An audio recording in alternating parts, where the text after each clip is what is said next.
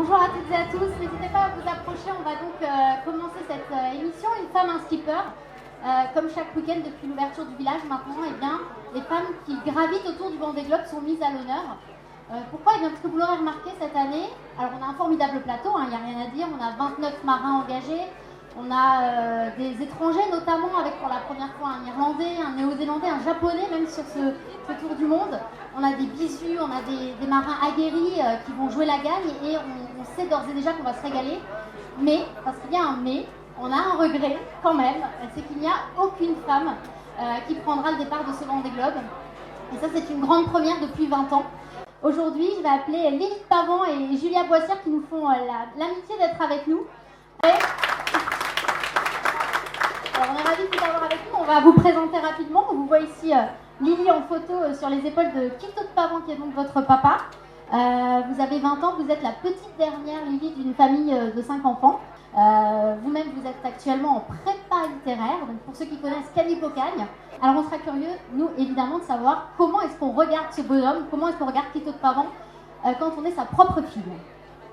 Julia, qui nous fait aussi le plaisir d'être avec nous, on peut l'applaudir bien fort parce qu'elle est aussi maman d'un petit Léo qui a 15 jours seulement et qu'elle surveille un peu des yeux, il n'est pas loin. Vous êtes également une jeune femme brillante, bac plus 5, diplômée d'une école de commerce.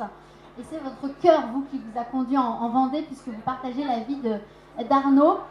Vous l'aidez dans son quotidien et on sera évidemment curieuse de savoir comment on gère le fait d'être à la fois une femme impliquée dans un projet comme celui-ci et puis d'être la compagne aussi au quotidien. On peut choisir d'être une compagne de skipper, on ne choisit pas d'être la fille d'un skipper. Comment est-ce que vous regardez cette passion qui anime votre père et est-ce que vous la partagez?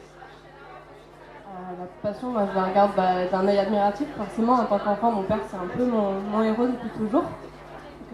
Comme je le dis, j'ai été habituée à des convoyages, donc des voyages sur des bateaux confortables, avec des petits trampolines dans des endroits magnifiques, Seychelles.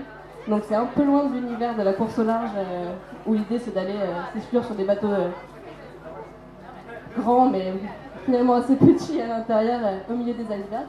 Vous l'avez toujours soutenu, vous comprenez cette passion?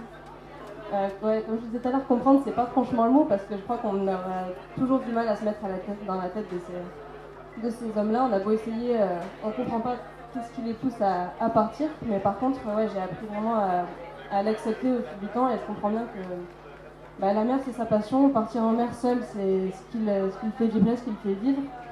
Oui, alors c'est l'univers du bateau, mais un peu différent quand même, parce que moi c'était bateau plaisance.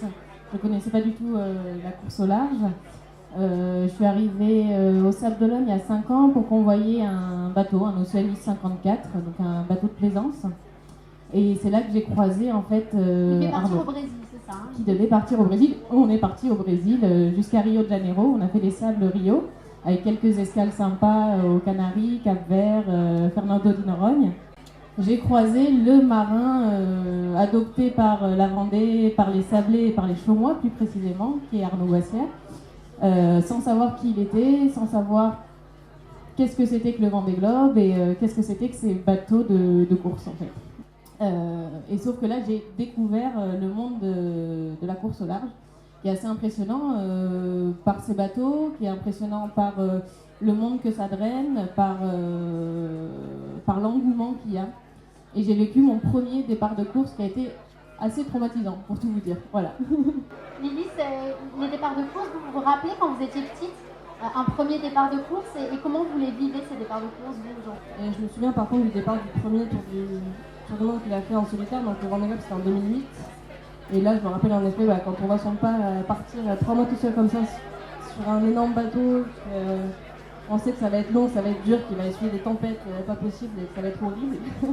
Là je me rappelle avoir pleuré toute larme de mon cœur. Alors Julia, Arnaud s'en va, vous avez quand même un petit bout de chou de 15 jours, il aura tout juste 1 mois le lendemain du départ. Comment est-ce que vous l'appréhendez, cette course, en sachant que vous allez vous retrouver toute seule 3 mois avec un si petit bonhomme? Alors, contrairement à ce qu'on peut croire, je l'appréhende plutôt bien. Effectivement, Léo aura 1 mois le 7 novembre. Je l'appréhende bien parce que, à la différence d'il y a 4 ans, je vais voir partir Arnaud, mais on sera 2 à terre. On aura notre cellule familiale à terre, on sera plus fort. Voilà, c'est le sentiment que j'ai. Julia, vous êtes très impliquée aussi dans ce projet finalement. C'est une histoire que vous avez construite à deux aussi, ce Vendée Globe. Oui, je suis impliquée. Alors, en ce qui concerne ce Vendée Globe-là, j'ai préparé toute la pharmacie d'Arnaud et tous les sacs de nourriture.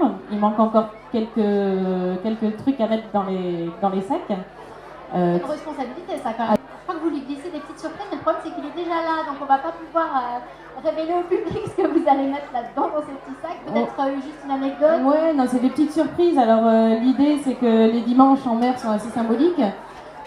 Donc, les dimanches, il y a de la nourriture différente par rapport aux autres jours de la semaine. C'est un petit peu meilleur, on va dire. Donc, c'est pas du lyophilisé, c'est de la pertisée, donc c'est un peu plus de goût. Et j'ai essayé en fait que chaque dimanche il y ait un petit clin d'œil. Lily, vous, à défaut de partager la passion de la course au large proprement dite, vous partagez une autre passion, c'est la musique. Vous allez être en charge du coup de la playlist. Oui, alors pas totalement en charge parce que mon père est assez exigeant en termes de musique, donc malheureusement il n'aime pas tout ce que je lui propose, mais en effet la musique c'est un des trucs qu'on partage le plus intensément, je dirais. Depuis que je suis toute petite, mon père c'est un grand mélomane, il écoute tout le temps n'importe quel style de musique, il écoute de tout, donc j'ai été vraiment baignée là-dedans. Et aujourd'hui c'est moi qui me charge, j'aime bien de mettre une playlist avec une centaine de mes morceaux que j'écoute en ce moment, en me disant qu'avec un peu de chance il écoutera un de mes morceaux préférés au milieu de l'Atlantique et qu'il pensera un peu à moi. Vous ferez la charge aussi dans un petit lot de 15 jours. Hein. Bravo Arnaud. Bonjour Quito, installez-vous, comment allez-vous? On est ravis de vous avoir, merci beaucoup. Quito qui, comme Arnaud, va donc partir sur son 3e Vendée Globe. Un bateau, un ancien Virbac Paprec, un ancien bateau de Jean-Pierre Dick. Alors Quito, vous êtes ce Méditerranéen. T'as quel numéro toi? Bah moi j'ai le 2, moi j'ai le 3. Ben, 3. Bon. Mais nous on fait du recyclage parce que, comment dire, on est éco-responsable quoi. Oui, puis on a la chance de partir avec des bateaux qui connaissent la route finalement, qui ont prouvé leur qualité au cours du Vendée Globe et pas que. Arnaud, vous laissez un petit bonhomme de 15 jours. Comment vous l'appréhendez ça, de partir avec ce petit bout qui va rester avec Julia? Je le laisse pas, hein, je le confie un peu à sa mère quand même, des fois que. Non, mais c'est une histoire de vie particulière, du coup, je pense que ce Vendée Globe-là aura une autre valeur. C'est pour lui aussi que je le fais. Puis on a convenu d'écrire chacun de notre côté ce qu'on vit, elle à terre et moi en mer, pour lui raconter plus tard.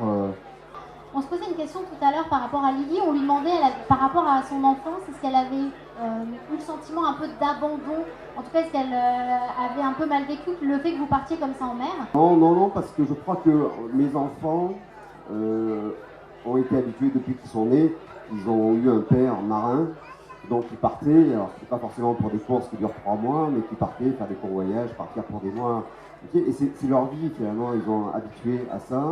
Bon, merci beaucoup à vous qui avez été nombreux à écouter cette émission, à encourager ces marins et ces femmes et filles de marins qui nous ont fait le bonheur de venir un peu se confier. Merci beaucoup.